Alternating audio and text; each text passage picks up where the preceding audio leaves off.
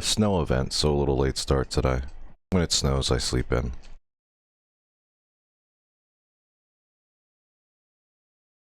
And then that cascades the entire day. So everything else gets backlogged 2 hours.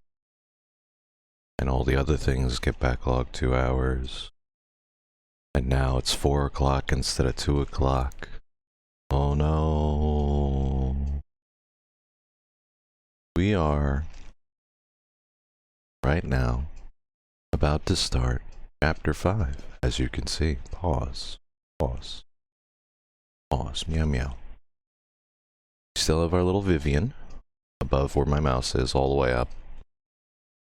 Thinking she's okay there. Thinking she's okay. We don't have any notes because we have a new chapter, right? And there are a couple of things we will get back to, I believe. But as of right now, that's about all we can do. So I'm going to move my tables and my maps up a little bit. And of course, like I've said before, dungeon maps are purely to save us some trouble of wandering around in circles and getting killed. And the offline leveling is, of course, to save you the effort of watching me wiggle around in circles and get killed. Plus, I do remember some things about the game, although it feels like the layouts are a little different in dungeons than the DS version, although that kind of makes sense. Because then you're not just playing the exact same game with better graphics. They changed it around a little. And, no mini medals, and I'm so happy about that. It makes me want to wheel around to the NES version of 3, if I'm being honest. But that's several steps down the line. We have to finish 4, of course, first. And then do 5. And then do 6. And then probably do 7, 8, and 9, if I'm being honest.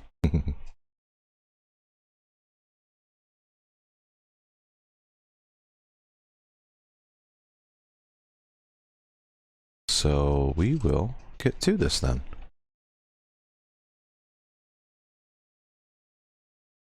Oh no. Where's the sound? What happened? What did I do with the sound? Hold on. Did I actually shut the sound off? Why would I have shut the sound off? No, sound's supposed to be on. Am I not? No, I'm plugged in. You can't hear it either. Let me try. Lincoln Wamai from Kenya who... No, you can hear audio. Why am I not getting game audio? Unless it just doesn't go in the in-betweens and I'm just not remembering. Let's just try it again. There it is. Okay, there's just no as the letters come in, unlike when someone's speaking to us.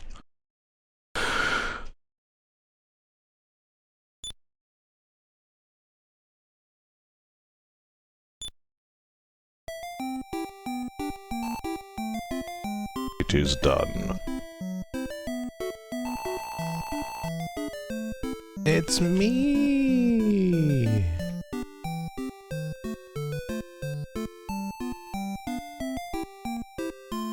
He's fishing. Greet everyone you pass. Okay, I'll be nice, Do I have a lunch? Lunch.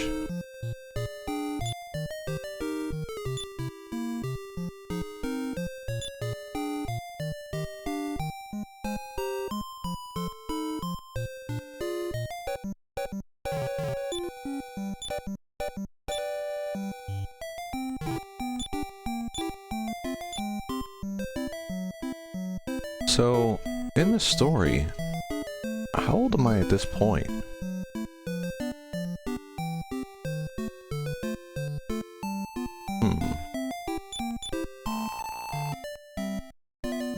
Why, yes.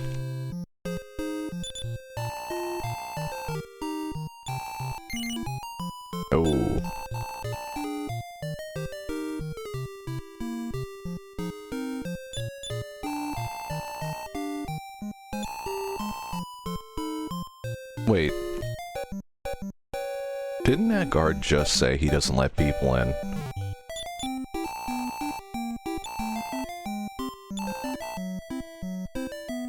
Probably will.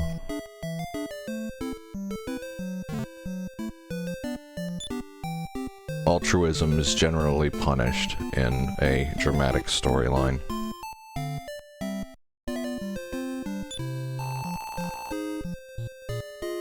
Ooh.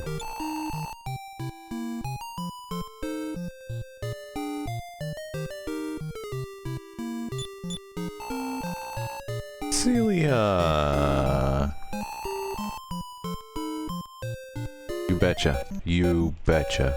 I'm thankful you're here, Celia. Look at her little sprite. She's cute. I hope we get a better elf sprite sometime later. I mean, I could take that, crop it, and turn it, and all that other fun stuff, but eh.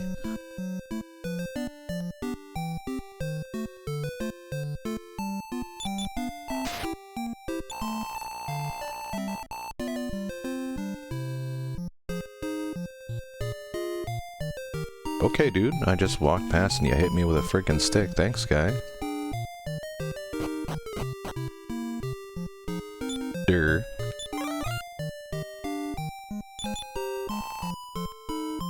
Okay.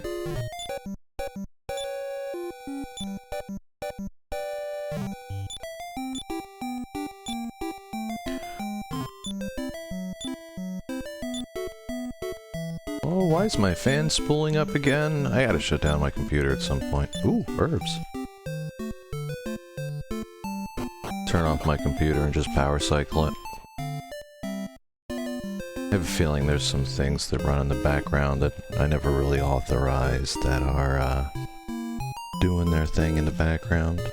One of those task manager processes that instigated by user that I probably gave permission to, like, I don't know, 8 or 9 years ago that we don't need anymore.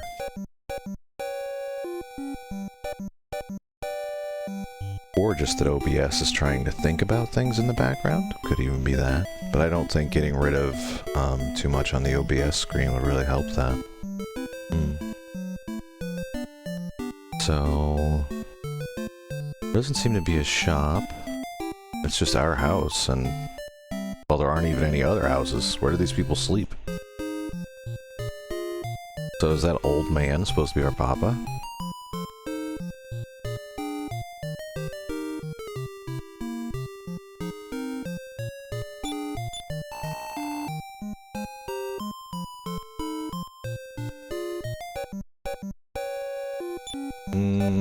Let's see if we can get outside.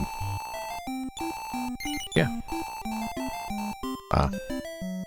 We're just a babby.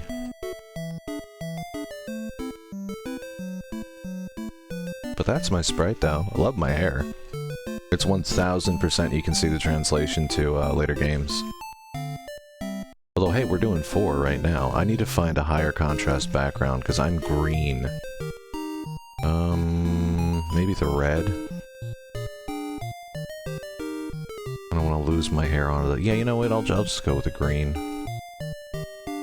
Yeah, because we need to put our sprite up too, because we are playing another game. We've officially made it far enough in that we have our actual character sprite, and she would go next to...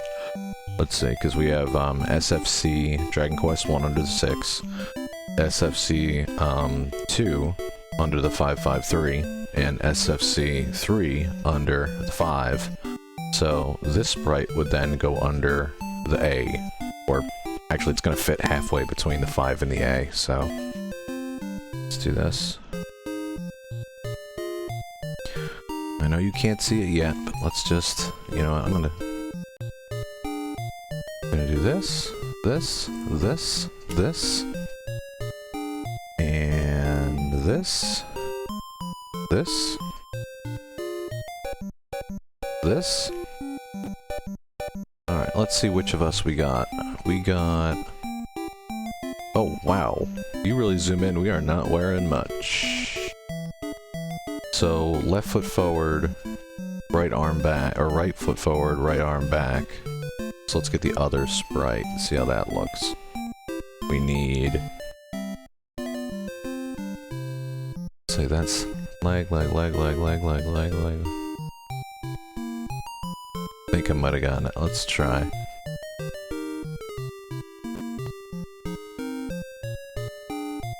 Let's see how we did. Left foot, or our visually, stage left foot forward. Same thing. We'll get it, we'll get it. One more try. Or am I just not seeing that clearly because the window's so damn small? There we go. That might have done it.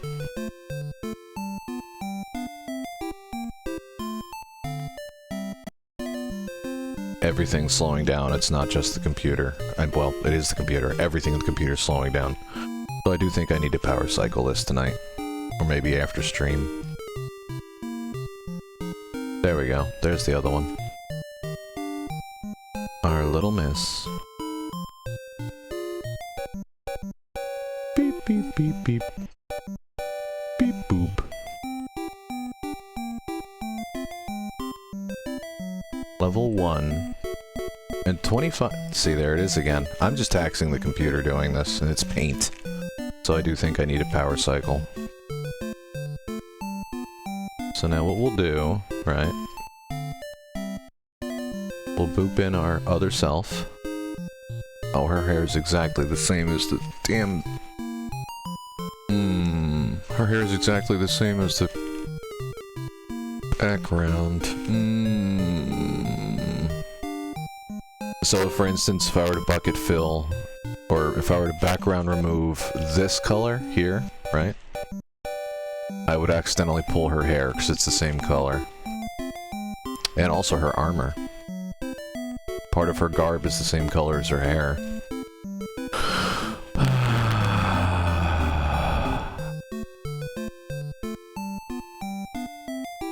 Now, the bigger question is, does her arm look better with the sword down or the sword up?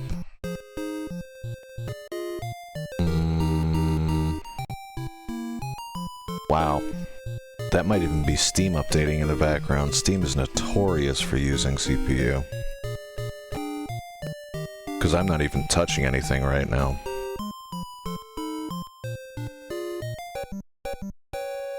And lately it feels like every time I wake up my computer, Steam starts up in the background. Between Steam and OBS, it does tax things. So I think I want shield sideways. Maybe? Because the face is the same. Face doesn't change. The arm position changes. And I think I'm gonna need a beefier arm to balance out what I'm gonna have to do with the legs, because this is like a 3x3. That's really ugly. If I even narrow that down to 2x2, like, let's just take a quick stab at this. So, if I go take, say, this color, right, and we do this, right? Give her a littler foot.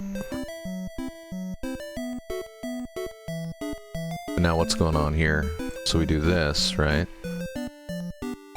But now this foot's even farther askew.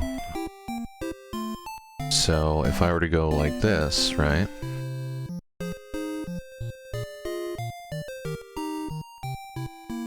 And then we just bucket fill with the green or whatever. And then we put our leg back in.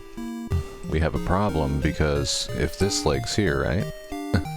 See, this is where the problem develops, and why pixel art's actually hard to do. Is, I mean, well, it almost looks like a battle stance, maybe. You know what we could do if we're gonna argue it's a battle stance? Let's do this. Let's grab our blue, right? Put one in here. Put one in here. And then let's grab... Oh, yeah, something's happening in the background. I'm getting pinwheels. Let's use her leg color, right? Well, now it at least looks like she's wearing pants. Arguably, it also looks like she's not wearing pants. This is where this stuff gets tricky. If we could say she's wearing a skirt, so her outfit is like a this, but that looks weird with her legs. but then if we look at the bunny girl sprites too, it's kind of a toss-up.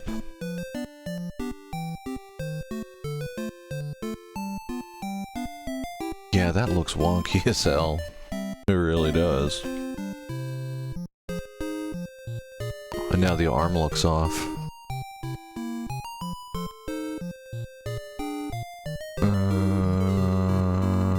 Let's do... see how far we can get with this.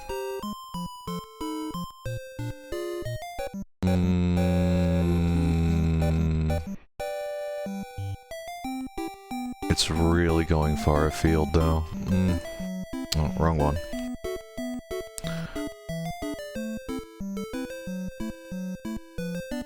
Yeah, my CPU fan is spooling up like crazy. I have no clue what's going on.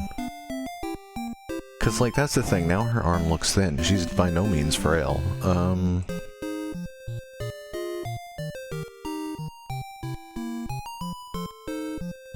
That looks like the arm's tighten in. What if we just took this sword and put it on this arm? But you know what though, I'll come back to this later. Let me undo a bunch of steps real quick. Oops, too many. There we go. Now I'm back at these two, so we'll worry about that later. I would like to know what's taxing my computer, I really would. Let me check something real quick. Bot 11 should be showing on my...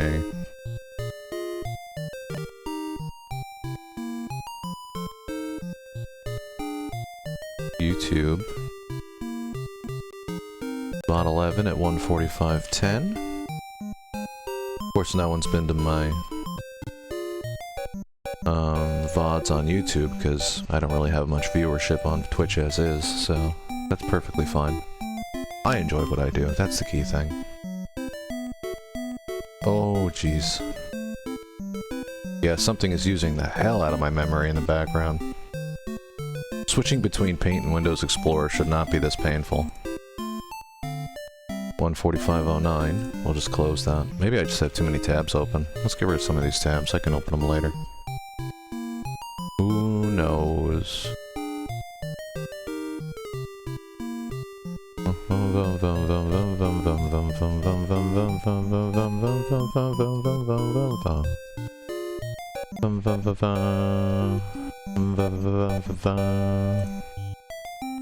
Check this real quick. I'm trying to get rid of this, some of these tabs. I just want to make sure there's nothing pending. 1:45:10, we'll get rid of that.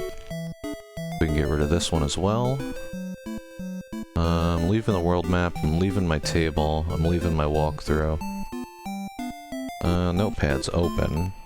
Outside of that, there really isn't much open except for paint. Let me get rid of paint so you don't have to see it.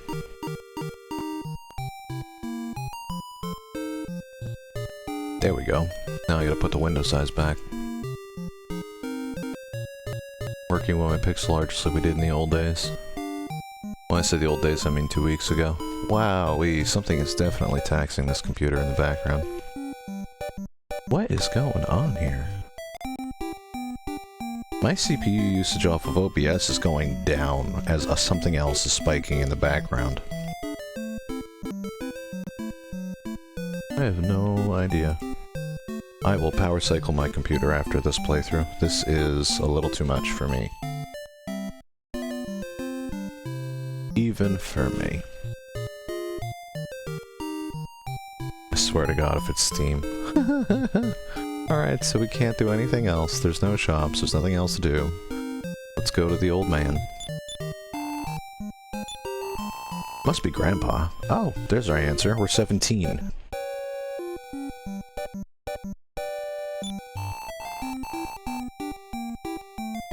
Okay.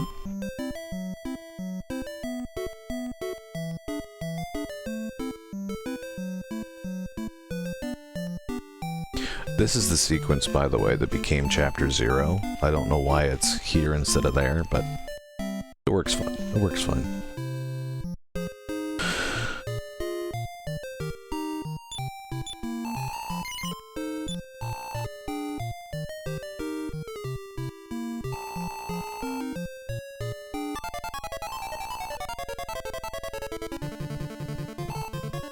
That wasn't me. The game's doing everything on its own at this point.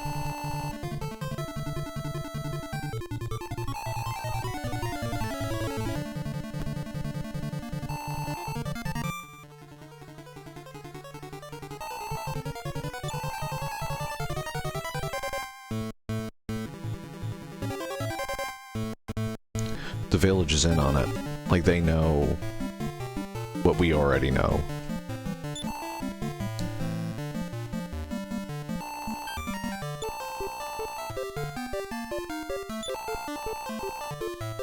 That's a lot.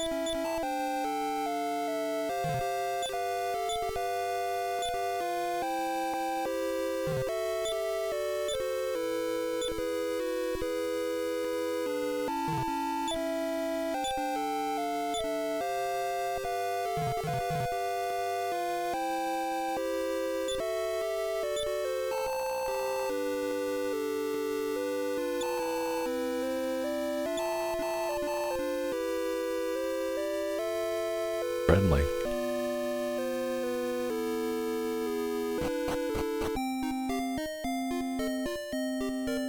Alright, so I'm guessing from the layout that this is supposed to be an incline, and to the north is like sort of a mesa, or maybe even an ancient caldera, so I'm assuming that getting off the mountain implies going south toward the castle.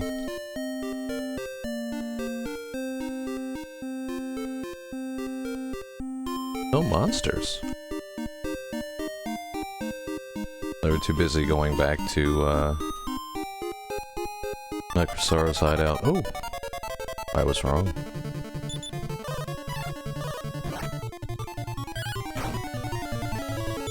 Oh, we're not gonna do well with this. We can only do 1 damage. Or 8 damage.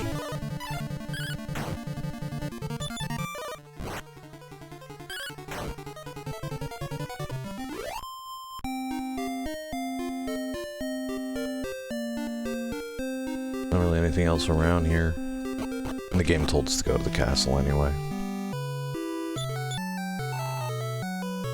Brankia. Look at these mighty fellows. Don't they seem familiar somehow?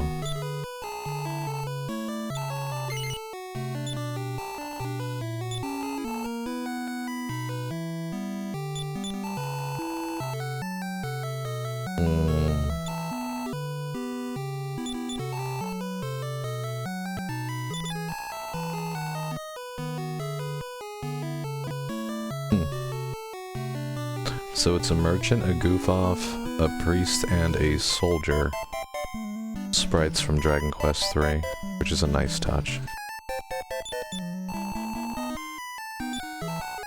I don't think we can afford to upgrade anything. Yeah, we can't. We can probably equip virtually anything in the game, but we can't afford anything.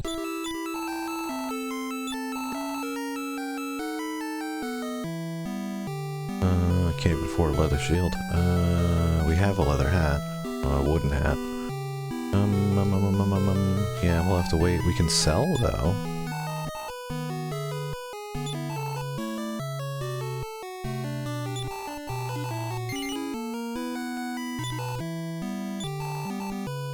And,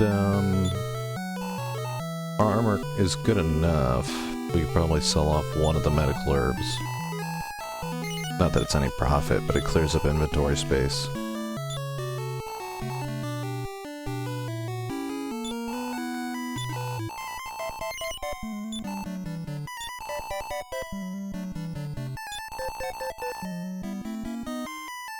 See what the inn's worth?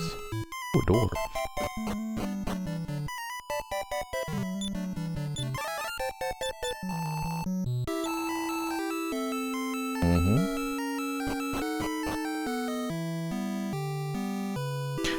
Actually, that yellow might be a good contrasting color, even. At least so I can figure out where the edge of her hair is. And again, there's that black bar at the top, but that should be easy to negate as well. Yeah, I don't want to mess up her hair.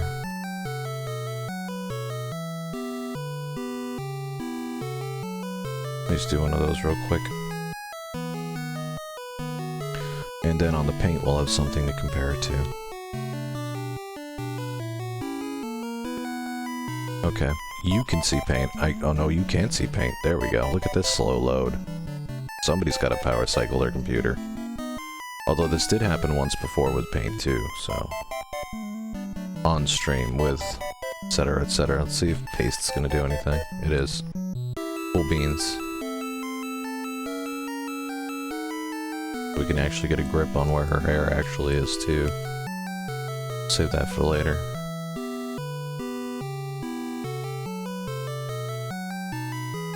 I'll have to work on that offline and then power cycle. Okay, yeah. Her hair is kind of poofy and curly, yeah. It even comes out under her, here it looks like eyebrows, but it's really part of her hair with her, I guess you call it warrior's tiara over top. And then she has a low-cut outfit, obviously, because reasons. And we can see she's got, like, possibly a sword sheath over here. something going on with her outfit and her hip. This is part of her belt. She does not have a beard. I'm not sure what's going on here. This must be behind her head. Why this would... Maybe she's got some hair that comes out in front of her, like over her shoulder, possibly? So... I mean, this sprite is pretty solid as is. We might... I need to figure out something with the legs, because this is too chunky. I will figure it out later.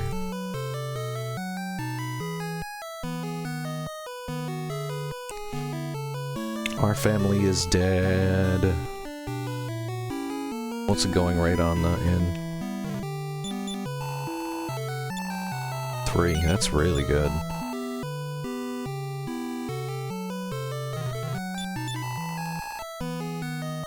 What do you have? Wings? That's good too. Wings are very important. Let's see...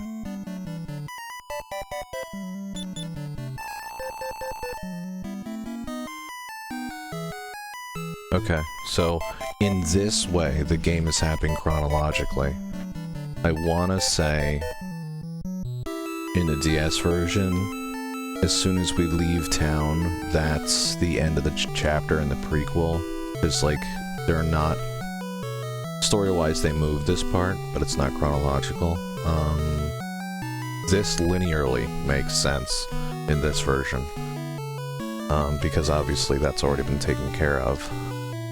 I just need this gentleman to move. There we go.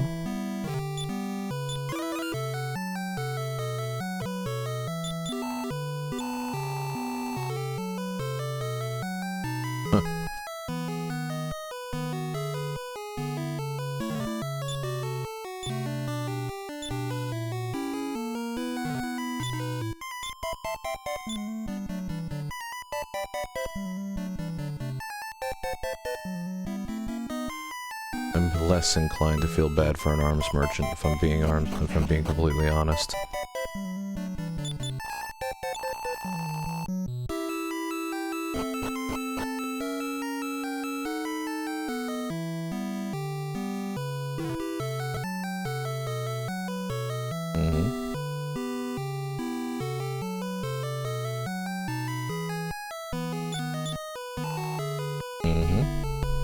Anything back here, though? Oh, yeah, people.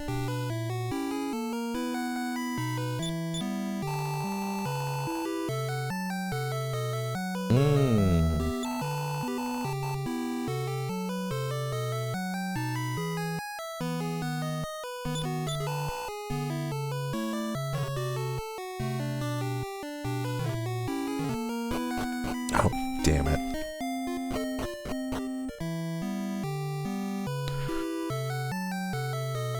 Try around this way. No. Oh, staircase. Yeah, we'll just have to get to that staircase somehow.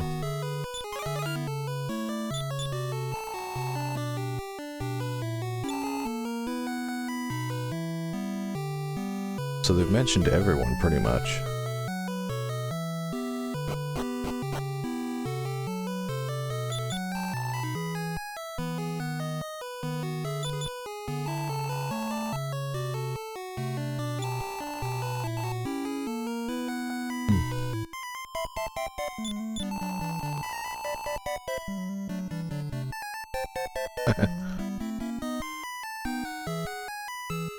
I wonder if we'll just fall off that edge.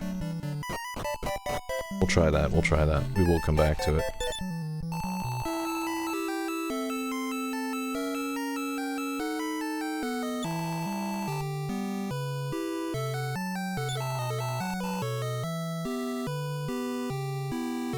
Or is it? Or is it?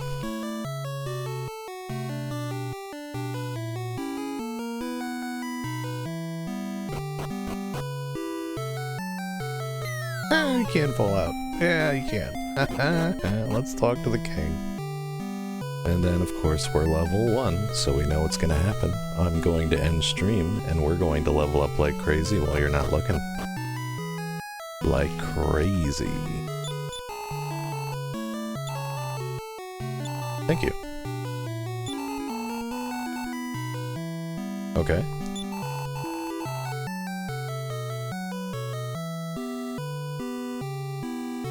It must be hard for a girl like you. I'm curious if that dialogue is different if we're a male character.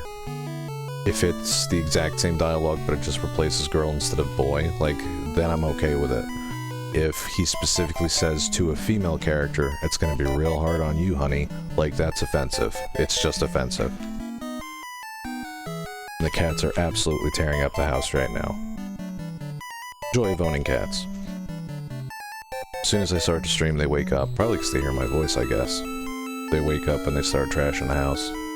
So I'll have to go clean up whatever they're smashing in the other room anyway. My precious babies.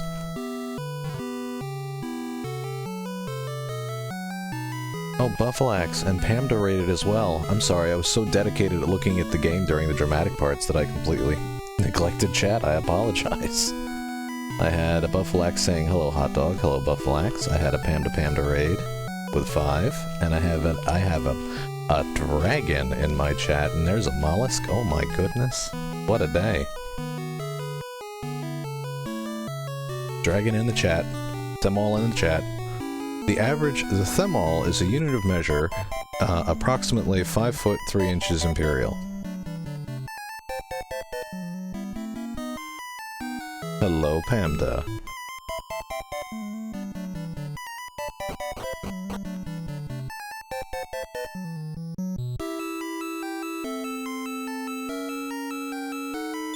So let me see.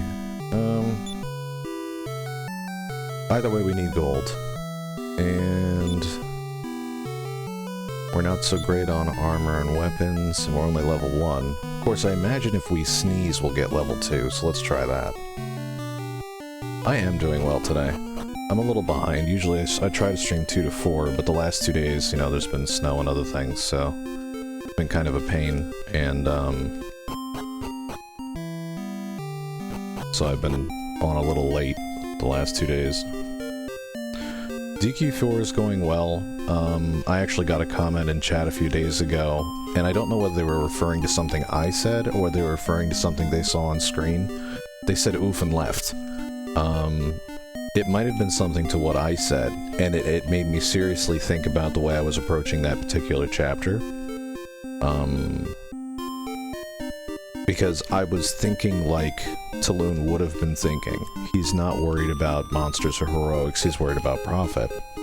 And I think that in character, basically, because I was trying to get in his mindset, I said something like he would say, and something along the lines of, like, I don't really care, I'm just in it for the gold, and to which they said oof and left chat. So I didn't even get the chance to follow up and say, I'm sorry, was that something I said? And then I had probably about a good 2-hour think about what Taloon's honest motivations are. And I have to say that really thinking about the evidence in-game, even though I try to portray him as a family man and not a coward, at the end of the day, the game does cement him as an arms merchant. And if we think about that in a grander sense, this is like Boeing making warplanes, or the manufacturer of cruise missiles, and his role in this game isn't necessarily to end evil, it's to abet the quest that ends evil. To aid them, rather. And his goal is to be an arms merchant. Not a merchant, an arms merchant. The game specifically calls him an arms merchant in both this version and the DS version at several different times. So we can't say, oh, he's just a guy that wants to sell teapots. He's a guy that wants to sell tanks and cruise missiles. So it's really changed how I see him as a character. He might be doing it for the right reasons, because he wants to do, like, even if we say he wants to do it for his family and provide for his son and do this other stuff, he's selling cruise missiles to anyone that'll buy cruise missiles. So I'm not so sure that he's morally ambiguous a character if even in the canon of the game he's an arms merchant, he's an arms dealer. He sells weapons to people who need weapons, and like there's not really a moral ambiguity there. Like, you can say, oh well, he's selling weapons to help people fight monsters, But in his chapter, he's specifically selling weapons at one point to, or armor and weapons, to both sides of factions that are at one point planning to go to war. And at no point does he have dialogue or internal dialogue or questions his motivations and says, maybe I shouldn't do this because I'm ultimately arming an army that wants to go and invade Endor. He doesn't care. He just continues to see his goal as an arms merchant as what he wants to do. And don't get me wrong, clearly there's a profit margin to be made by selling cruise missiles to a foreign power, but I question the ethics of selling cruise missiles to a foreign power, and I as a person would do that. So even though I was in character at the time, I do question Talon's moral compass now, more so than I used to. Yes, he's a fun, bumbling character, and he's silly, he's a goof-off, and, you know, he's kind of a coward, but he's also a good family man, but his occupation is selling rifles to insurgents. That's my problem. And that was a very good comment that made me think about that in the grander scheme of things back when someone said oof and just randomly left chat.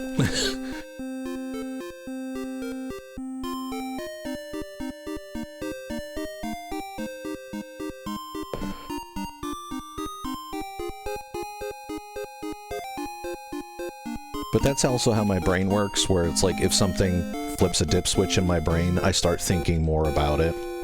And I don't know why. I mean, I think I was a little worried that I had said the wrong thing, and that they had been offended in some way. And, well, what was I saying? Well, I was talking about dialogue and character, as if I was approaching from... Because that's the point, you're approaching each chapter from these characters' motivations. You're supposed to be immersed in the story, that kind of thing. And outside of making profit, Talon does not have much motivation. He wants to own his own shop and achieve his dream, yeah, but that's like... Like, when I finally get this hot dog truck open, I'm selling food to people who want food. It would be a much different thing if I was manufacturing and selling AK-47s to people who, say, want to storm the Capitol. That would be a very different thing. Talon's really narrowly walking that line of morally... It's a very morally ambiguous chapter about a very morally ambiguous character, because he's more worried about profit than he is about doing the right thing. Like, even at the very end of the DS game, they specifically refer to him as the best arms merchant. It's upsetting. Because once again, it establishes that his motivation is not to save the world, it's to sell weapons. And if you think about it also in the grand scheme of things, if he assists the hero and brings, and it's lore breaking too, if he assists the hero and brings about world peace, like is the point of any Dragon Quest game, getting rid of the monsters and making everyone live happily ever after because they're all fairy tales, he's put himself out of business, so that doesn't even make sense. So maybe there's some dialogue in this game that kind of clears it up, or there's dialogue in the DS version that I just don't remember from having played it over a year ago. I don't know. At least at the moment, his reputation's been a little tarnished in my mind.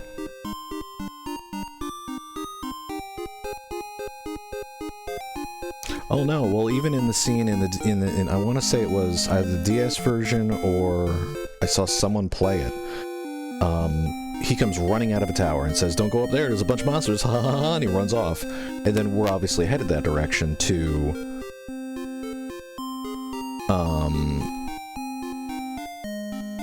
get whatever it is we need to get in that tower. And then we go and get whatever it is in that tower, and I don't really remember clearly what happens after that, but that's the big moment where he's really portrayed as a coward. And I don't think he's a coward, because a coward wouldn't have the strength and fortitude to say, I'm gonna strike out on my own, I'm gonna build my own shop, and do my own thing. So there's a lot of things about Talon that kind of, or Torneko, that kind of, in the lore itself, contradicts itself. But the arms merchant thing, unless something can redeem him from that, like, I'm not fond of that, if I'm being perfectly honest.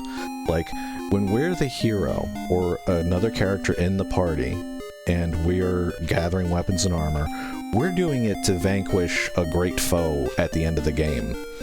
When anyone else in the game is doing it, or that party that walks out, see if they come back. Oh, it's nighttime, they didn't come back. When that group that also wants to vanquish the evil and gets killed, they are doing it for the noble purpose of buying weapons. But if we are forced then to take a larger step back because Tulun opened Pandora's jar, now we're looking at, well, why are there different kingdoms? Why do they have armies? Why do they have standing armies? Why are they talking about invading each other? Like, Tulun really opens up that can of worms of forcing us to think bigger about things. I'm not enjoying that.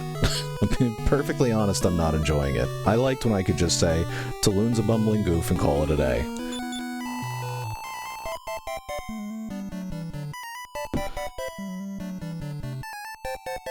Oh, a whole bunch happened in chat. Let me scroll up. Let's see. It is a hard perspective change. It really upset me, honestly. No, he's very clever and he's very scheming, and that's not necessarily a bad thing, unless it comes at the expense of other people's welfare. Maybe he's trying to take the weapons and armor of the forces of dark sides as the land is seen. You know, the community is trying to do the best to overthrow the darkness. If we can say that every army that we've encountered in this game is purely raising defenses and weapons against the opposing forces, then yes. Although in the other chapter, we know that, I don't recall what kingdom it was, their goal was to invade Endor. We end up preventing that war by passing on the letter that shows the love between the prince and the princess. If not for that, and I think it's a plot item, I don't think we can get past it without doing it kind of thing. But ultimately, if not for that letter, and him saying, oh, well, my son will be king anyway, if not for him being able to do that, to make that justification, his goal was to invade Endor, because they were a richer country than his. And so he wanted to get a standing army to invade. And I think that's the darkest moment that I've seen so far. Up until now, in 1, there was only 1 kingdom. In 2, there were 3 kingdoms, but they were all descendants of Lodo. And in 3, they were basically independent kingdoms, if I recall correctly. There weren't any significant standing armies or mentions of arms dealers or anything like that. And we were free to simply journey the world and conquer the evil at the end.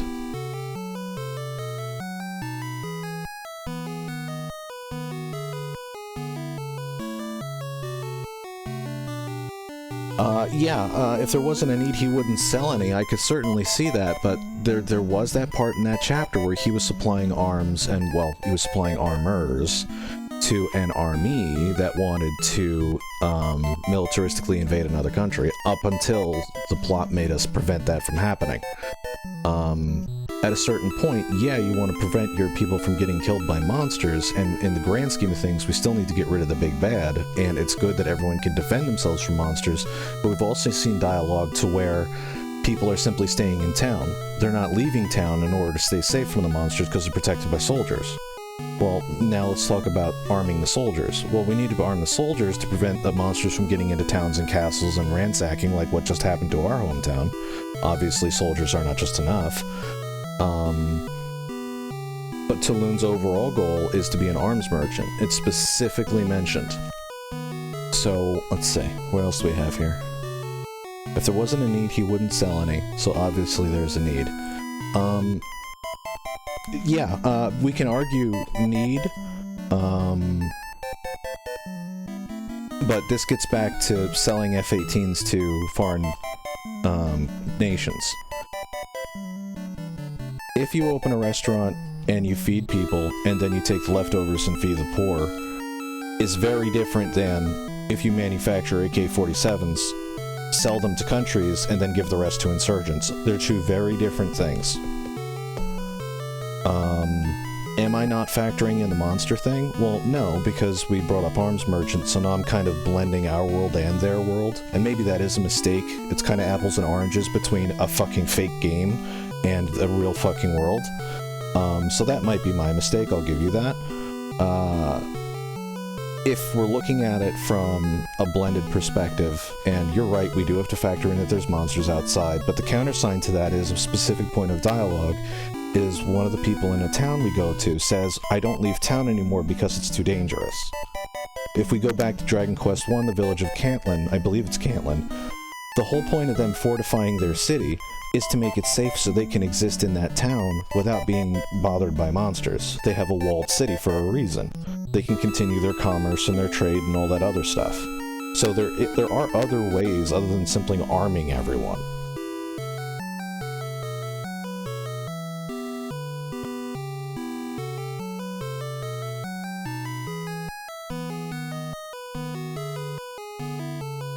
It doesn't really explain early on whether or not there were always monsters in the world and it simply got worse because there's a big bad. If we look at... I mean, it could go either way. Let's look at it either way. Either there were already standing armies and strife between kingdoms, and the monsters simply appeared or got worse. Or if we look at it as in this world naturally has monsters, as per, you know, the ability to recruit monsters later on in the game series has. If we have monsters that just freely exist in the world, sometimes they're hostile, sometimes they're peaceful, sometimes they want to join your party, sometimes they're friendly. Like if we go back to wizardry, sometimes you run into, and because like wizardry has a lot to do with, a hell of a lot to do with these games, you can run into friendly parties in wizardry that are monsters, and there's a friendly group of orcs, and if you leave them alone, you keep your good alignment, and they just walk away. So, are there potentially friendly monsters that live out in the world? Are they like bears and foxes and deer, but they call them orcs and slimes and Darth bears? And they're just living their best lives out in the woods, just being monsters? Like, if that's the case, then in theory, traveling from town A to town B, you would need weapons and armor, just in case a random Darth bear decided he wanted to eat you. Just like if I had to deal with predators in my neighborhood and I wanted to walk to 7-Eleven, I would need some way to defend myself from a wandering puma. But then again, there's also pumas I don't have to worry about, but that's a very specific scenario versus what world governments like to do, which is have standing armies and spend billions on defense but not feed their own people. You know, and as I said, I am blending units at this point, but there is something that inadvertently triggers a grander discussion here, and that's not necessarily a bad thing. But Taloon being specifically referred to as an arms merchant, like, he could sell cupcakes, he could sell medical herbs. It's morally ambiguous because he is trying to further his family's wealth, which isn't a bad thing, because he wants to have a few... I'm going to say, though it's never actually said in the game, I'm going to say his dream inadvertently supports his family more so than just working in that shop. And I would say that, yes, that his shop is eventually converted into a bank is also a valid point, but at the end of the game, they don't say, your family's become an excellent bank chain. You are as big as Santander. You're doing great for wealth and for banking and for the markets. At the end of the game, they still refer to him as an arms merchant. So even though his personal family might will eventually convert it into a bank, at the end of the game, they still refer to him as an arms merchant. That's still somewhere in that sphere of his lore is arms merchant. And either way, we're looking at where that wealth came from, and primarily, especially if we're doing the Sword of Malice trick, that we're accruing wealth by selling weapons. And there's a moral ambiguity to that, because, you could sell a person a weapon and they're going to fight a puma, or you could sell a person a weapon, they're going to murder the neighbor and take their stuff. So there's that ambiguity there that I'm not sure about, if I'm being perfectly honest. So that being brought up, and then him being referred to as an arms merchant at the end, and the fact that his wealth started somewhere else, like, let's look at someone that everyone idolizes right now, which is Elon Musk. Everyone has this false impression that he's a self-made man, and that all of his wealth came from him being good at what he does and being clever and making good business moves. His starting capital is an emerald mine, a family-owned emerald mine. He was already unbelievably wealthy before that photo of him working on his car in college was misconstrued as him, you know, not having enough money to buy a new car, so he fixed it himself. There's two very different dialogues going on there, and there's a moral ambiguity to it. On top of that, Elon Musk is a complete shithead. So I don't know that Taloon is as morally ambiguous as we'd like him to be. We can certainly play him as a morally good character. That's what I did in my DS playthrough. But at the end of the game, they still called him an arms merchant. The Zenith Dragon specifically called him an arms merchant and thanked him for his abilities at commerce. Not his heroism, not his bravery. He thanked him for being an arms merchant and being the best darn arms merchant. Even though his family at that point, as Peebs said, is running a bank. I don't know how to respond to that.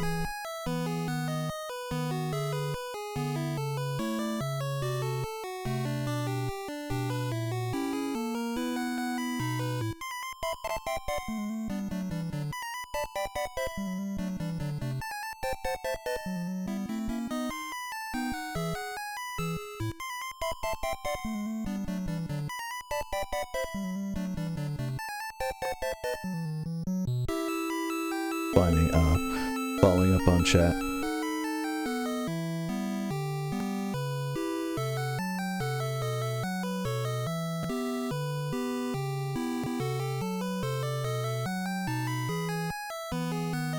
People do have the false impression that Elon Musk is self-made.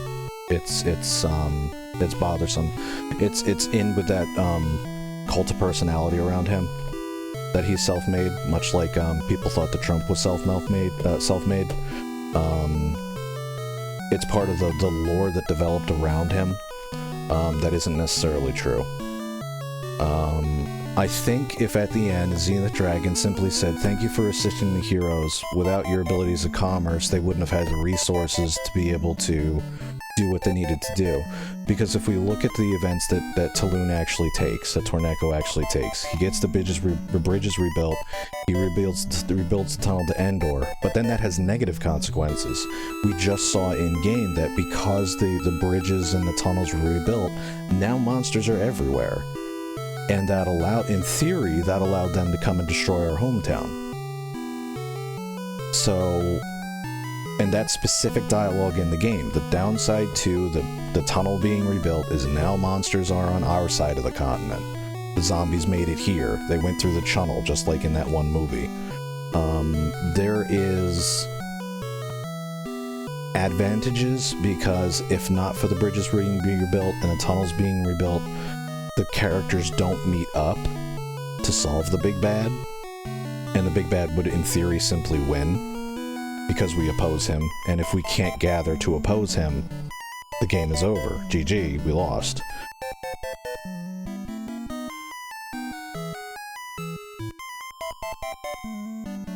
I think it's partially on me because I'm an idealist and I want to see things and have things resolve a particular way. And because of that, when at the end of Dragon Quest 1, you restore peace to the world. At the end of Dragon Quest 2, you restore peace to the world. At the end of Dragon Quest 3, you restore peace to the world. Dragon Quest 4, Taloon specifically gets thanks for being an arms merchant, not a banker, partially for assisting in the quest, but mostly for being an arms merchant, because they specifically mention it in the DS version. I haven't seen the end of this game, but it's been pretty faithful so far, other than the actual dungeon layouts. So I'm not sure I can defend Taloon as a character if his whole deal from start to finish is being an arms merchant, even though he has a side, as a, you know, a popular phrase amongst our culture as it is right now, a side hustle of being a banker.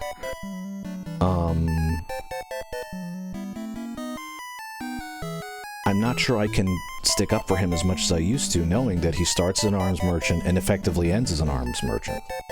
Because, once again, if we go to the end of the game and we remove all the monsters and say they just either, one, become neutrally aligned or good aligned, the ones that are left, or, in the alternate sense, go back to being wild woodland creatures and don't really bother people, it doesn't change the fact that there are separate kingdoms in this world that have standing armies to defend against other kingdoms. Like, that there's a grander analogy, and that the reason why these stories are told a certain way is because they're familiar to us in that certain way. If, like, a utopia is a very hard thing for a human being to wrap their heads around because it doesn't exist in our world. So, like, the idea of there being no wars and no guns and no violence and no starvation and no hunger and no wealth disparity and no ruling class of white people, like, then we're talking about a whole different world. It's alien to us. We don't really... It's not familiar, and, like, there's something about storytelling that's very important, which is you can only do one, especially with science fiction storytelling, this is something I heard a long time ago, is you can only do one leap of faith. Like, faster than light travel exists. But for it to be a believable story, that's your one gimme. Faster than light travel exists. Now we have to deal with human struggles and natural reactions and all those other things. If you make the story too far away from reality, it becomes very hard to believe. And so it's harder to convey your story if you make the characters unrelatable, the situations unrelatable. Like, if you give them one gimme in a sci-fi story like faster than light travel, that's your one gimme. So I like Talon, but I can't see him as morally ambiguous or as morally good, because he starts as an arm merchant, runs a bank, by the way, banks are evil, and ends up being thanked as an arms merchant at the end of the game. Does he facilitate things? He facilitates things, but he's still, at the end of the day, his dream is to become the best arms merchant. His dream isn't to raise the most money to donate to a cancer hospital research. His goal is to be the best arms merchant.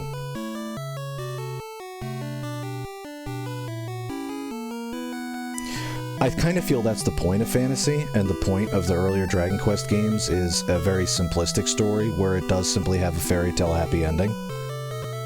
Not every story does have to have a happy ending, it's true. I was watching a dissection of the film Memento the other day. I've never seen it, but apparently it's an incredible movie, according to the person that was telling me this in the video. And it doesn't have a happy ending. And as a matter of fact, it sets up the protagonist as a serial killer. But that's the whole point of the juxtaposition, is when you're immersed and that's your protagonist, you're naturally inclined to think that he's the good guy, and that's part of the hoodwink of the overall movie, is that he's actually a serial killer, or is on his way to becoming one, in this particular interpretation.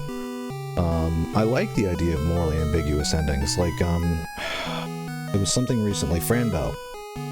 Franbo is a great game that has an ambiguous ending. I personally feel it doesn't, but, you know, is she dreaming? Is she dead? Is she, is this all a hallucination? I think it was, what was it? One of the early ones by Guillermo del Toro, was it Pan's Labyrinth was the name of it, where the girl dies at the end, but then she wakes up in the fairy world? Is that just the last flicker of synapses in the back of her brain before she dies, or does that actually happen? That one's beautifully ambiguous. I think Franbo gives us one too many clues, and we do know at the end of things that it is, in fact, that the fantasy world is real. The 5 different layers of reality are ultimately real. But even then, Franbo is an example of a world that doesn't end on a positive note other than Mr. Midnight is safe. She becomes the key holder, right? Even Mabuka acknowledges that she has to be the key holder, and Mabuka acknowledges that she would harm her if she could, but she can't. Mabuka specifically says that since you've ingested something the color red, that I cannot use violence against you. And then proceeds to assist her quest, because she can't do anything about it. So, it certainly opens the doorway to say that Mabuka certainly would have killed Fran that second if she had the opportunity to. But she couldn't, because her son had already influenced her somehow. But Franbo, or Pan's Labyrinth, or stories that have morally ambiguous endings like Memento, where it's like, does he ever figure out what's going on? Does he turn into a serial killer? Does he ever get help and get better? I think that's also an example of good storytelling. My argument is, up until this point, Dragon Quest 1, Dragon Quest 2, Dragon Quest 3, we've solved the world's evils. We got rid of the big bad. At the end of this game, we're still looking to get rid of the big bad. Do they pop up again? Of course they do. You can't have a sequel without saying, but then. My argument with Saloon, getting back to our original point, is that he starts as an arms merchant, and at the end he's thanked as an arms merchant. Unless the game's dialogue is different here. Because this is the original, I tend to think of this more as canon than a remake, if we're being perfectly honest. But we're not at that point yet, we have to get to that point. But as it stands right now, based on what I know of that game and this game, Saloon is not a clean character. It's not Sophia, whose village was destroyed by monsters because she was destined to become the hero that slays the monster. That's completely clean. Unless we look at it from the monster's perspective, where the monsters just want to get rid of the humans because the monsters feel they have more right to the earth. Is that morally, well, to whatever land this is? That's also not morally clean, but it's not, I'm bad, therefore I am bad, and act bad morality. There is an overall goal, there's a reason, there's a motivation, and they see themselves in the right. As opposed to a character who's actually evil. It's like, from the hero's perspective, the enemy, the big bad is chaotic, is good. What is it? I'm trying to think of my alignments. There's lawful and chaotic, and there's good and evil. So they would be chaotic good, because they're doing everything wrong to achieve a good goal. That's the villain's perspective in all these games. I think. Let me annotate that. Saloon's perspective is also either neutral good or chaotic good, because true good wouldn't be, I want to sell I want to sell weapons to armies. It wouldn't leave that ambiguity in there. And at the end, Zenith Dragon doesn't thank him for being a banker. Doesn't thank banks are evil too. Doesn't thank him for being a banker. Doesn't thank him for assisting, well, does thank him in a sense for assisting the hero. Doesn't thank him for his heroics. Thanks him for being a master at commerce. Rebuilding the bridges, digging out, finishing the tunnel to Endor, having a ship that allows the hero to travel. Not being something that is, you could argue, lawful good. But we can't say that's necessarily, I mean, I don't like it personally, but can I say that's bad? No, because it's not truly evil, because it's neutral, if anything, because he's doing some morally ambiguous things to further his family, to further his own wealth, which isn't intrinsically bad. The methodology might be neutral, because the argument has been made that he's doing it to defend against monsters, or we're getting weapons to defeat the big bad. It's, I'll say neutral. But my whole argument from the beginning, and the whole reason why we're still on this subject and I haven't hit the A button, is that my impression of him going into this game was that he's a lawful good. My argument now is he's not. And I don't see a way around that, because arms merchants are neutral at best. Banks are neutral at best. Because if a bank was good, it would just give away money.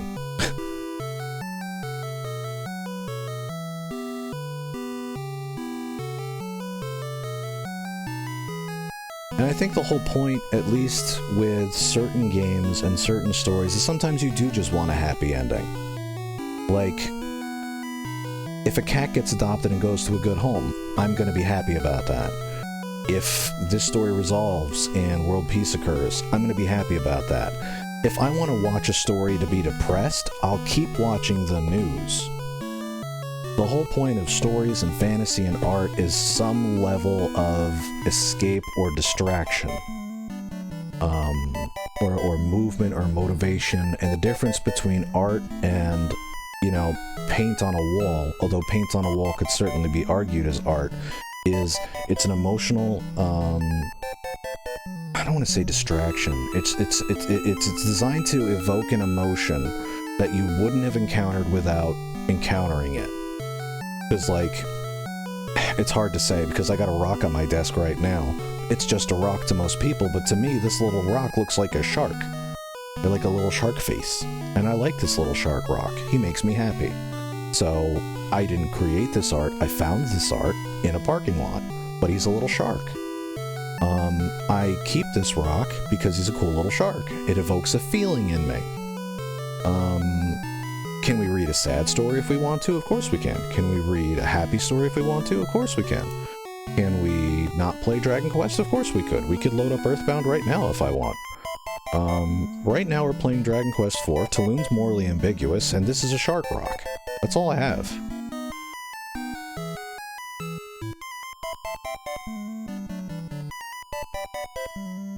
I never played 6. I've actually only played 7, and only recently have I dived into the Dragon Quest games, so... what did you not in particular like about 6?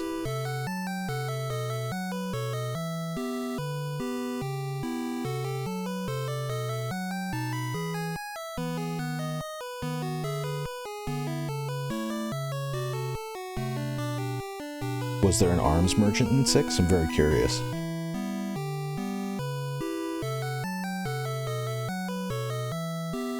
Oh, right. Fair enough. My biggest disparity isn't that Taloon's an evil person. It was having my hopes dashed that he's not a simple scared buffoon, that he's actually a little clever and a little conniving, and that he's simply a good merchant, he's an arms merchant. And if he's not an arms merchant, he's a banker. And you could argue they're both about as evil. So it's more my realization and having to shift his alignment in my headcanon, and the trouble with having to do that, shifting him from good to neutral. That I didn't want to do that, because at the end of the day, he wants to, look at the end of the DS version. All the end of his game, at the end of the DS version, is him going home and seeing his family. That's the end of his story. And, like, seeing him pick up his kid, who he hasn't seen in presumably years and seemed to care very little about in-game. But to see him go home and, pick up his kid and launch him in the air, like, oh, I'm so happy to see you, yay, like, that scene alone added a lot to his character, because there wasn't enough character development, I feel, to say he was a family man, because let's not forget, earlier on in the game, he just abandons his family to chase his dream. She's like, go ahead, hon, I support you, I love you, I'll run the shop, go follow your dreams. And it's like, what about his responsibility to his kid? Like, you can't argue being an absentee parent is necessarily a good thing. It's not beneficial to the kid. You can say, oh, well, he's out raising money to better his family and all this other stuff, but that separation isn't healthy. As an orphan, I'll tell you, that separation isn't healthy. It's not good. Can it be bargained? Can it be bartered? Sure. I mean, A is better than B is better than C, but is that separation necessarily good? No.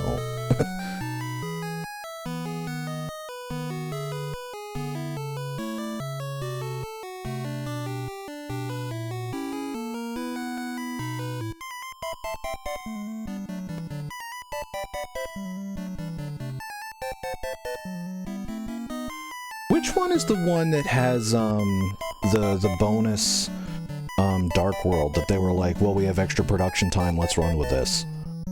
I think it's the one that has the randomizer, right? The recent randomizer that came out? Is that the one we're talking about?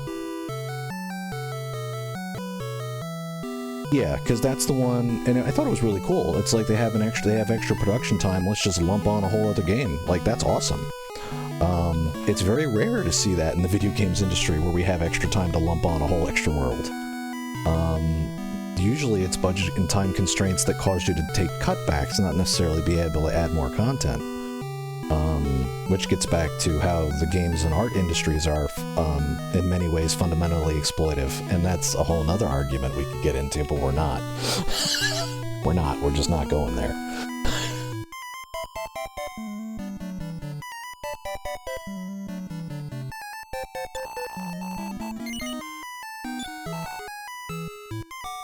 And even to the point where I know I was in some chat somewhere and I was talking about that game, and I even had an argument in my head why Kefka isn't actually bad because he's crazy. But is he crazy? From his moral compass, he thinks he might be doing the right thing. Or if he's just causing chaos to ruin the world because he thinks it's the right thing to do, like his moral compass is completely turned around. Completely turned around. But if he honestly thinks he's doing the right thing, and I don't know the game well enough to say, well, this dialogue says this, and this dialogue proves he is actually evil, I honestly don't know. But at least from my very meager understanding of the game, there's actually a narrow bandwidth through which he might be thinking he's doing the right thing. And if that's true, then he's not actually a bad character, he's just doing the wrong thing to accomplish a good goal. I mean, you look at any world government in, you know, the actual our Earth today, I don't think any world government is intrinsically trying to do the wrong thing. They're either trying to hold power or to take something over. Or defend itself. It's one of those three, but you need an army to do it. So it's like, even though they're trying to do what they believe is the right thing, it's still a violent means to what they argue as a positive end. So there's moral ambiguity throughout the entire world. And so I think that games are a place where I initially came to with the Dragon Quest series, where it was less ambiguous. It was, I'm the hero doing the right thing. And having Talon's alignment ticker knocked from good to neutral was a little jarring 2 streams ago, or maybe 3 or 4 streams ago now.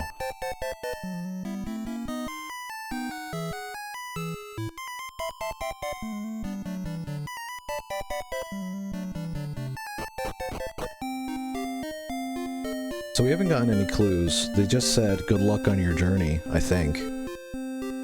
And the king said something that might be misogynistic depending on whether or not the dialogue's different on a male character versus a female character.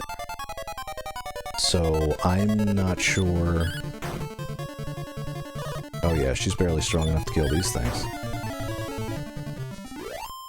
Well, maybe a little stronger than that. I think they have 6 HP. And the armor's decent, right? Yeah, decent armor. We need a shield. Although we already have a shield according to our sprite. That's one thing I liked about the first Dragon Quest. Before you have a shield, you don't have a shield. But then you get a shield and your sprite has a shield. I absolutely love that. I didn't realize it till years later, but it's super cool.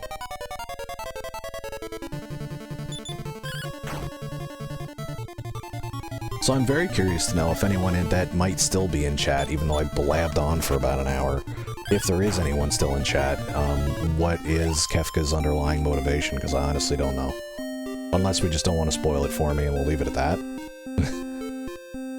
Actually, yeah, Ori did specifically say we didn't want to spoil it, so I'll just leave it at that.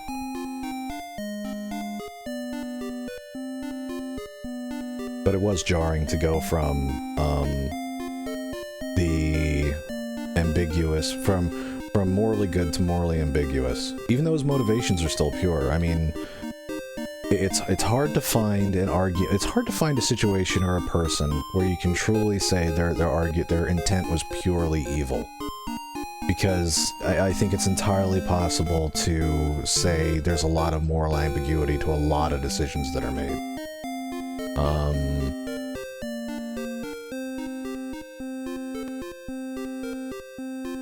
It's hard. It's hard.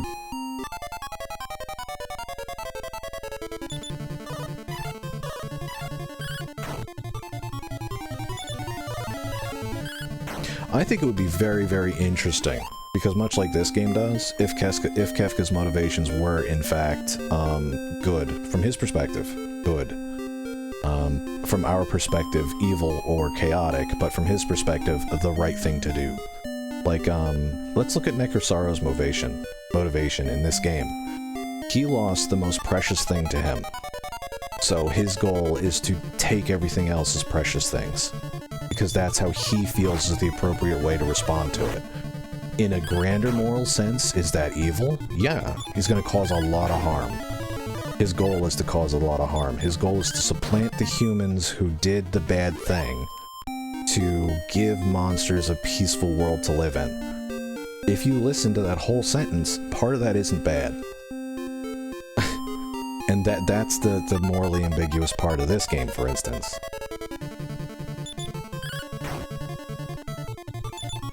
Because Necrosaro, even though he's doing something that we could argue from the human perspective is intrinsically bad, if you look at it from his perspective, I mean, he's a monster. His girlfriend, or I don't remember what their exact relationship was, their relationship was, yeah, because she had the ruby tears, and the humans wanted the ruby tears, so they wanted to make her cry. And then Necrosaro had to show up and kill them, realized that she would never be safe, so hid her away in the hidden village. But then they find her anyway, they take her, and I think they kill her, I think. And then that's Necrosaro's motivation for doing all the things that he does in this game, to attain the ultimate evil power, or the power of evolution, which, for some reason, the power of evolution, the word evolution is used, and it's portrayed as a negative thing. I don't know if we're having a background Christian theology debate going on here, I don't know. But them specifically referring to it as evolution, I don't know. But his fundamental motivation is, I'm taking revenge on the bad people that did the bad thing to me. And, you know, like, if we use the word revenge, that's negative. If we use the word justice, neutral. If we use the word make safe, we're starting to move that ticker toward good. If his goal is to wipe out all the humans because they're dangerous species and all they do is kill monsters, well, he's not wrong.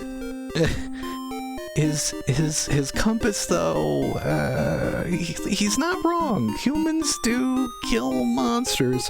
I think he's looking at it a little too simplistically. We can certainly make that argument. Like, he wants to kill all the humans, because some greedy humans did something bad to his girlfriend, I think. I think that's the story. Well, did the ultimate bad, took her life. If... Gotta watch my HP too while I'm thinking. If Necrosaro's motivations aren't intrinsically evil, but his actions are, like he wants safety for monsters, that's not a bad thing. I think, what was it, what's the hierarchy of needs? You college-educated folks will know what I'm talking about. Maslow's hierarchy of needs, the first thing you need is safety. Something like that. But it's on that pyramid, and it's one of those fundamental things going all the way back to when, you know, we were little mammal-like lizards scampering around on the surface of the earth. We need safety first. When we can perceive fear and anger and a desire for safety, it gets back to that hierarchy of needs. And when they took the elf girl away from Necrosaro, they robbed him of his safety. And that's a fundamental fear that they invoked in him, and his response to that is a little excessive, one would argue. A little excessive. And a little, one would argue, a little irrational. Rather than saying to find peace with the humans, seeing the overall situation, but then we wouldn't have a game to play, because Necrosaro would be a reasonable person with a reasonable reaction to an unreasonable situation. But Necrosaro has to be the bad guy, because somebody has to be the bad guy, or else we don't have motivation. But then, I mean, what was the Dragon Lord's motivation in Dragon Quest I? Just to bring tyranny and evil to the world? I mean, was he morally, was there less ambiguity to him? He was just a pure bad guy? I mean, I don't recall it. I mean, the Dragon Lord came and the monsters came, and... But what was his motivation, though? Does it stem back all the way us to Dragon Quest 3, when we killed his grandfather or whatever it was? Well, no, not his grandfather. That's right. I'm getting storylines mixed up. When we banished evil from the world, and the world of darkness became the world of light, the kingdom of Alefgard. Hurrah, hurrah. Oh, what's my HP at? We can go a little longer.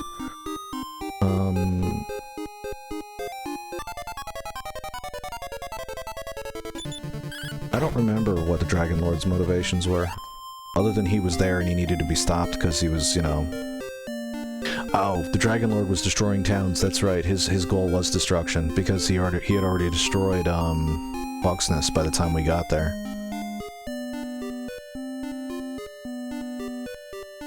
And in 2, Hargon, his goal is to, well, was it the Hargon or the Priest of Hargon? What's his name? Something like that. His goal was to destroy stuff, because the first thing he does is wreck up a castle with people in it. But what are their deeper motivations, though? Like, I don't know, I haven't really thought about it. That conversation, or that random comment 3 days ago in stream has really opened a whole fucking can of worms in my head.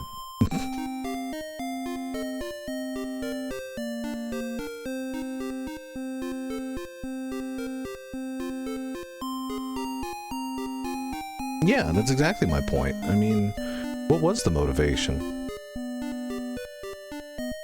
Like, the Dragon Lord, like, was he, like, was it just to rule? Like, because, like, he acknowledges that at the end of the game, and we saw this in the SFC version, at the end of the game, he establishes that he needs to split his kingdom with the hero, because the hero has the one thing that can hurt him, which is the sword. Which isn't true, because you can beat him with any sword, it just takes a lot longer.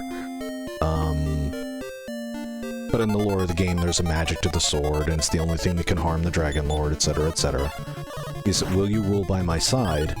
And this is the whole thing that Ori saw, too. And I was gonna choose the evil path and say, well, the quote-unquote evil path and say, oh, I will rule by your side. Like, we'll split this kingdom in half. Well, like, I got the west, you got the east, we're good. And, we were gonna do it like that. Until the Dragon Lord's like, great, now hand me that sword.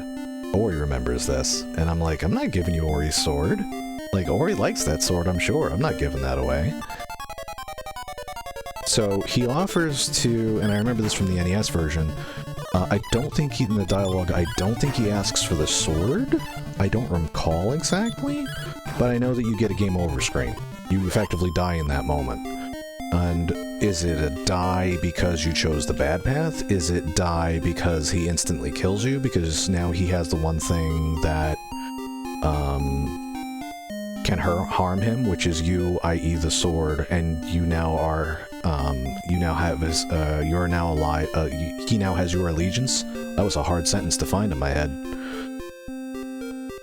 So, where on the scale, does that all fit in? Or is it purely that the Dragon Lord is like, well, this guy can kill me, or, well, yeah, in the first one you don't have a gender choice, so you're male, so this guy can kill me, and he has the sword, so I need to get him on my side and take the sword. Or was it just, I need to get him on my side? Either way, the same goal is achieved.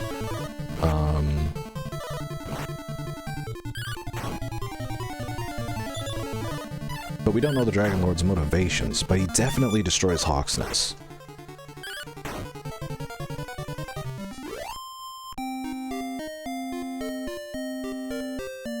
Unless there's dialogue from the king in the very beginning of the game, I don't quite recall.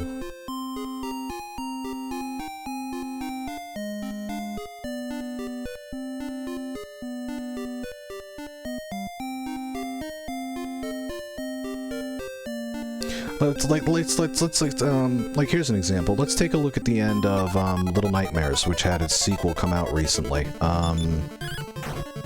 If you look at the game Little Nightmares, oh geez, I was not paying attention. There we go. No one's watching my HP counter, I'm certainly not. Like, if we look at the end of Little Nightmares, the first one, it's really cool that this character that, you know, is afraid of everything and has to run from everything and has to puzzle her way out of bad situations. Well, it's her? Question mark? It's a creature. I don't think they're human, but I don't think that world conforms to a lot of the laws that we understand. Just look at the gameplay. you have this small creature, a protagonist that you're supposed to empathize with, because you're always set up to, like we said earlier about Memento, you're always set up to sympathize with the protagonist, even though they might actually be evil. The 6, I believe her name is canonically. I don't know where that information came from. The last I knew, she was unnamed. Well, 6 at any rate. But I also haven't done a super deep dive into the lore. I've just watched gameplay because it's a beautiful game. At the end, when 6 begins consuming the gnomes, which is very jarring to even see, and then to have her transcend into this otherworldly, almost godlike creature that does all the things she does at the end of the game. On the one hand, you're rooting for her, because up until she eats the gnome, she's been a victim of her circumstance. And naturally wanting to align with the protagonist, you see her as the victim and you want her to be okay and, you know, all this other stuff.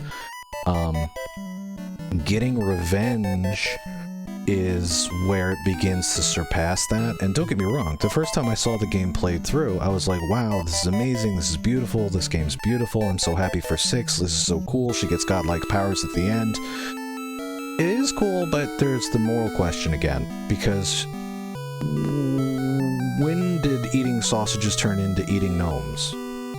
When did the powers go from her from being a character who's purely victimized by her environment to going the full Carrie route and taking revenge on everything? Like, Carrie could have walked out of the prom. Instead, she does, you know, wicked cool, evil, villainous stuff. And 6 at the end does wicked cool, evil, villainous stuff, and it's fun to watch, don't get me wrong. It's fun to... if in some way there's an enjoyment out of watching that harm being inflicted, because I think that there is a penchant for inhumanity, for vengeance, to justify and to rectify the negative situation. Like, I don't know, like, someone who's bullied in grade school always dreams about slugging that bully back that one time, you know? And it's a natural impulsion. It's not necessarily a morally good impulsion, because if you punch the bully back, you're bringing more harm into the world. If you punch the bully back, odds are he's just gonna pick on you more. Like, it might feel good in the moment, but arguably he's going to pick on you more, or he's going to get his bigger bully friends to pick on you, or his dad's going to beat the shit out of you in an alleyway. So it escalates things more than it calms things down. But there is that natural human motivation, which is technically not good, to seek vengeance, to seek the harm of others, of those that have harmed you. But what makes us potentially, and we had this argument a few days ago on stream, potentially a good species is, a good aligned species, is to acknowledge that harm, acknowledge that pain, and to rectify it in a way that doesn't bring about more harm into our environment. Our species as a whole is really bad at that. We really suck at not bringing more harm into the world. That's like the one thing we're terrible at. Like, we might cure cancer, we might come up with faster than light travel. What really haunts us as a species is we're terrible about bringing less harm into our environment. And I don't mean even in an ecological sense. I mean, we're a danger to ourselves and others as a species. As individuals, yes, we can choose to make better decisions. We can choose to make better, to bring about things that cause better conclusions. But as a species, we're pretty awful. And it's you know, in the wild, in the environment, all those other things. Like, but before we became and evolved an enlightened society per se, before we began building shelter and all this other stuff, we were little mice living in colonies, you know, effectively. And like, Mice go to war. I don't know if you know this, but mice go to war. They do. It's terrifying. So that is something that's intrinsically built into our psyche, into our mentality, into our thinking, into our lizard brains. And it makes it so hard for us to be that better enlightened species because it's so intrinsic to our DNA to bring further harm into our environment than it is to choose not to bring further harm into our environment. And I don't mean that on the individual level. Like, a lot of you are good people. But I mean that fundamentally, it's a very difficult thing for us to do as a larger group, as a nation, or as a community, or as CEOs, or as bankers. It's harder for us to, as a species, really do more positive things into our environment. Like, we trip up ladders more than we ascend ladders.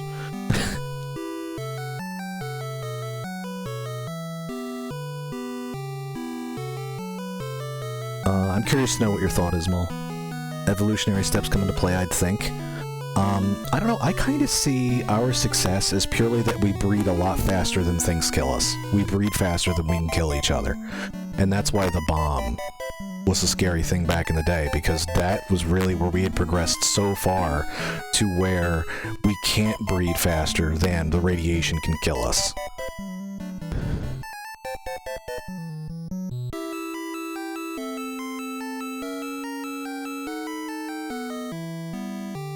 I mean, we trip until we get it right, but it's hard because on the one side, as much as we want to do negative things to protect ourselves, we do positive things to protect each other, that inner community, that smaller group. Tripping up ladders is the only way to progress, yes. We breed faster than we kill each other, but that's not a moral decision, that's just a function of math. Like mice. Mice have to breed like crazy because so many things eat them. Birds eat them, hawks eat them, cats eat them, dogs eat them, rats eat them. Mice breed like crazy because everything eats them. Humans breed like crazy because at one point we were a pretty weak prey animal until we figured out like tools and fire and group hunting and endurance hunting and all this other fun stuff. Until we started really becoming clever about how we could hunt and protect ourselves, we are still a prey species. Like if you put me in the same cage with a tiger, I'm gonna fucking lose.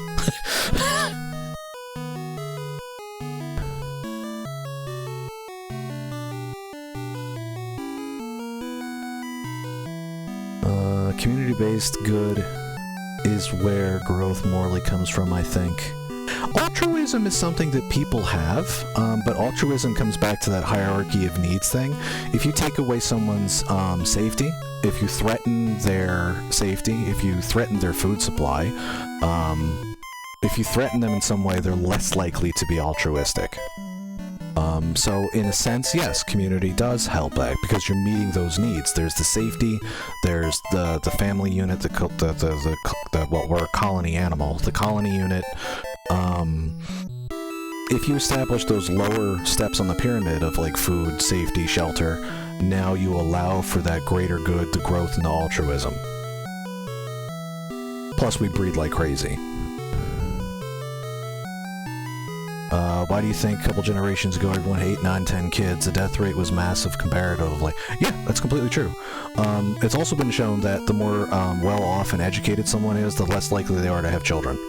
I don't want to use that as a corollary, because that in itself sounds like punching down. But the idea that, you know, you see birth rates plummeting all over the world. But what is that an environmental factor of? Maybe pumas aren't eating them. Maybe we can't afford to have kids. And that brings about a whole nother discussion.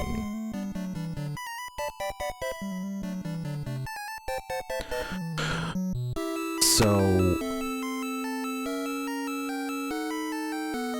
without diving into the greater discussion of capitalism and fair pay and workers' rights and all those, and human rights and all those other things, we've gotten to a point where it might no longer be the pumas eating us that's limiting our birth rate. It might be other things, other environmental factors, space, wealth, the ability to provide. There are other things, I think, that are environmentally happening, and we can't just blame pumas anymore. We have to take a harder deep dive into why population rates are slowing in countries. But population rates need to slow because we can't go from 2 billion to 8 billion to 16 billion to 32 billion. We are already looking at a world that's trying to kill us because we rapidly accelerated the whole heating thing. We've ruined our own environment. We're going to run out of supplies, and then that pyramid we were talking about earlier is going to collapse. When resources are gone, people will start fighting over resources, like we don't fight over oil now. It's going to get scarier. And I worry for those days. And I don't want to bring a kid into this world for that reason. Because I kind of feel like at this point we're looking at a downward slope. I don't want to subject a child to that. So it's hard for me to justify bringing a kid into this world of my own choice. If I, whatever.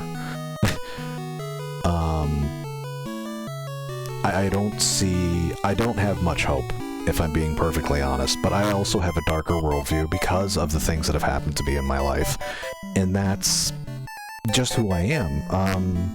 I might have a more negative view, I might have a more skeptical view, I might have a more negative feeling of humanity in general, but that's purely a result of the conclusions that I've drawn based on the input that I've been given.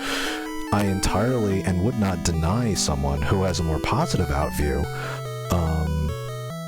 We would not contest them on their own ground because they may have a different experience than us. I'm not going to say that someone's wrong because they have a different viewpoint than me. But that's the whole point of these discussions in chat, where it's like, oh, well, let's have a deeper discussion about this. Where do these motivations come from? What are these things?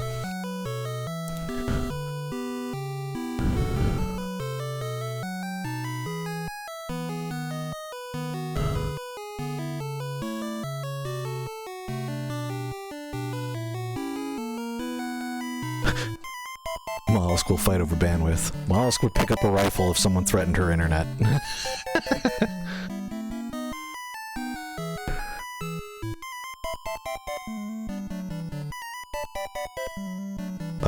Getting to the point we're already there, Bob. Yeah, I mean, I don't know. And these aren't new concerns. People were worried about pollution in the early 1800s because it was making people sick. Like, until the early 1850s, no one knew what cholera was, and people were just dying from drinking water. No one could figure it out. And it's like, there have been so many environmental and limiting factors that we've overcome. We overcame pumas, we overcame cholera, although COVID-19 is rapidly killing us, and that has no sign of stopping. Because let's look at the Black Death. The reason why that spread so easily is because people kept socializing, because people were forced to live in tight, small, poor communities, and so it spread so rapidly. And because those people had jobs, they went other places and did things. So we have, in our current situation, is that some people are taking it seriously and hiding, which is the right thing to do, if you care about your loved ones and et cetera, and you have other people that just don't give a flying crap, and they're the carriers. And we see so many stories of, oh, I was still taking vacations, and I wasn't wearing a mask, and then I got sick, or then my mom died and I learned better, but no one else is learning from that story. And it's tragic, because I'm not going to blame someone who has to do X to pay rent. I'm not going to blame someone who has to do Y to keep food on the table. Our society set them up to fail. If you cannot provide for your family will die. If you can't put food on the table, they will starve. If you can't pay the rent, you will be out on the street. I'm not gonna blame that person that goes into work because they don't have a choice. I'm gonna blame that motherfucker that went on spring break. I'm gonna blame them 100%. There's no way around that. There's no justification for it.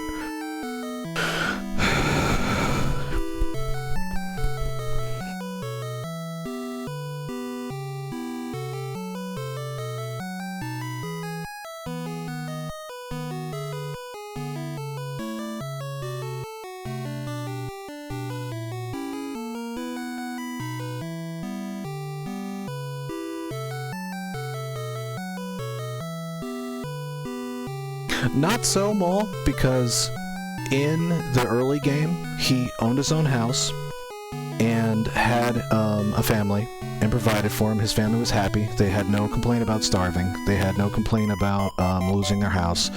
He was perfectly financially viable, continuing to do what he continued to do. We even covered that in that stream where why is he becoming an arms merchant? Why is he trying to be the best capitalist he can be? Because his family's needs were being met in that simple town, working for that, I think Buff said it was a blacksmith, working for the smithy. So, if his needs are already being met, why is there this greater ambition just to become the best armed merchant in the world if he's doing right by his family as was? I mean, is this purely his selfish dream to just be the absolute best that he can possibly be? He wants to be the very best.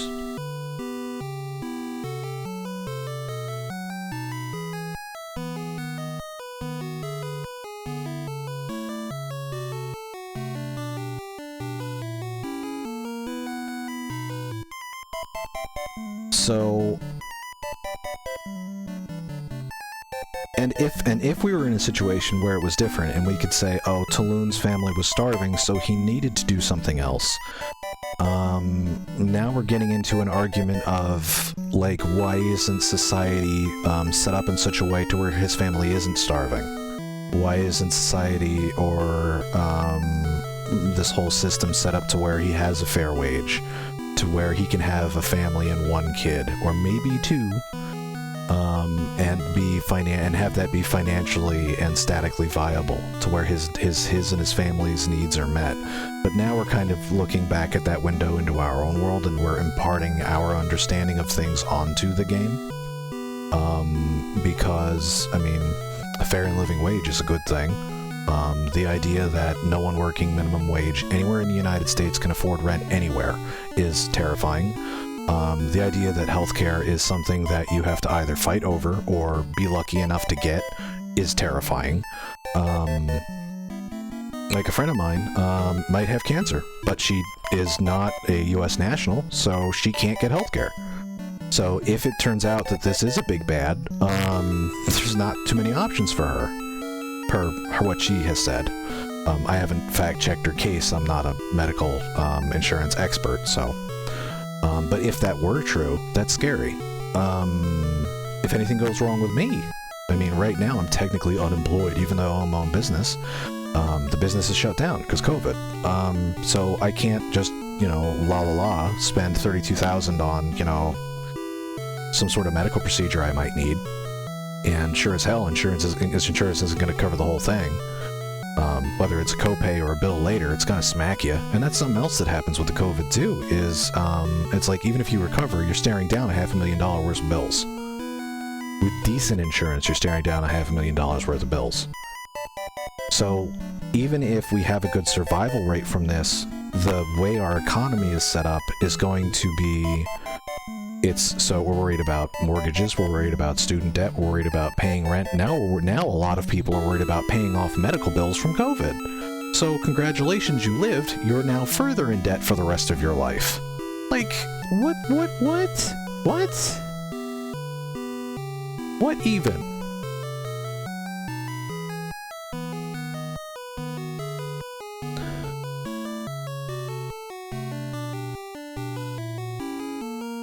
Oh, what is that emote? What is that? Oh, that's that dude, yeah, with the shield thing, yeah.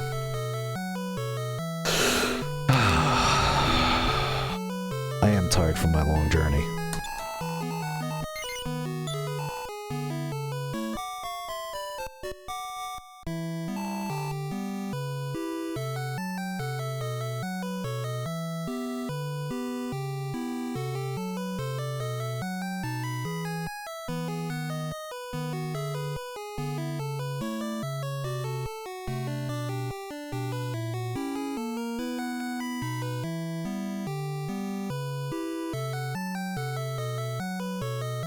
I'm sure you have, Buff, that you had to live through this whole thing of, like, you didn't get any time off, people still needed, you know, parts, and you still had to go to work, and I'm sure there were cases at your factory. I'm sure that, you know, they did their token plexiglass in between each station, but, like, that does much. You still walk through the same halls and still go to the same break rooms, you know, you all have the same time clock.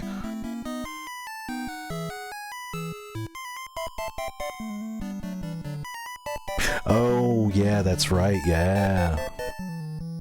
We had that I'd honestly forgotten. But yes, you're right, we did have that brief discussion quite a while ago. The whole thing of, like, the medical insurance and then bills forever kind of thing. It's... Also, some CEO can make more money. Also, it can be good for the stockholders and the shareholders. Like...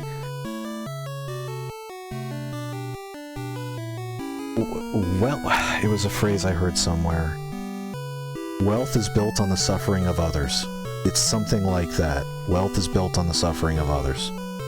And I think Jeff Bezos is an amazing example of that. His unimaginable wealth is built on the suffering of his employees and the suffering of the foreign manufacturers who don't have labor laws, who pay them like 2 cents an hour comparatively to make that, you know, wing nut that you need delivered in Amazon Prime overnight. It's... His wealth is 1,000,000% built on the suffering of others.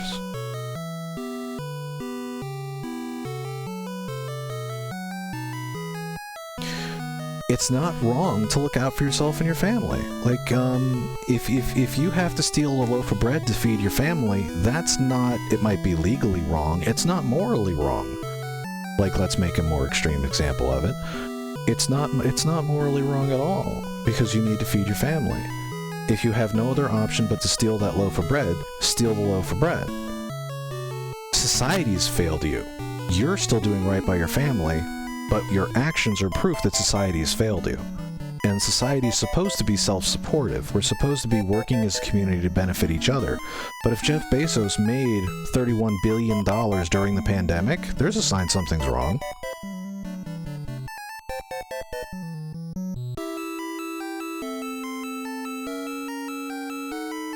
Food waste is another discussion we could say. Food waste is another marvelous discussion we could have.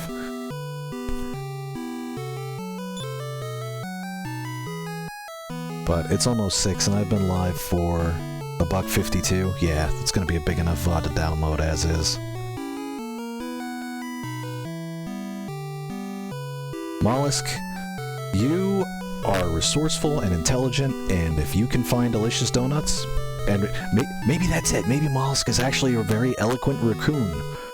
And because raccoons have little fingers, they could use keyboards. Maybe the Mollusk is just a cover story. She's not a snail, she's a raccoon. They got little fingers, they can type. And they have little paw pads, they could use Animal Crossing, right? Maybe Mollusk is actually a raccoon.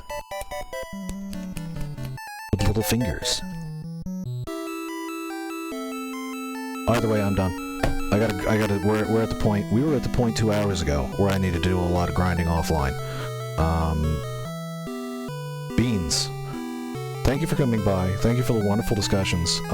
Talon's compass made me sad. I really like Talon, and the moral compass thing made me a little sad. We're gonna keep playing, obviously, to see if we can't find a way to redeem him per the dialogue of the game. I would like to see that happen. But if things keep going, we might have to leave him at morally ambiguous, and that does make me sad, because I did really like him. But then again, once again, that's me imposing my morals on the game, and that's not a fair thing to do to the game. That's like me blaming, artist for using the color yellow, you know?